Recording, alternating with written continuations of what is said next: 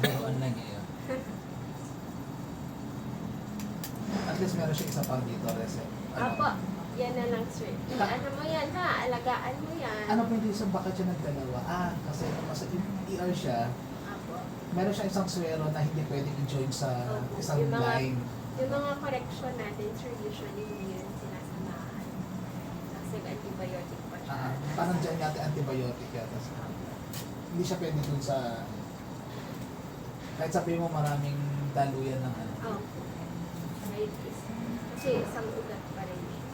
Ma'am, tinanong. Yun na. Solve na tayo ha. Kaya nilagyan ko siya ng patungan. Apo. Kasi daw yun. Bruise niya. Kailan pa yan sir? Para siya siguro mag-init. Ganun ba ito? So, hindi naman nasa ang po. Sira ko na lang sa video.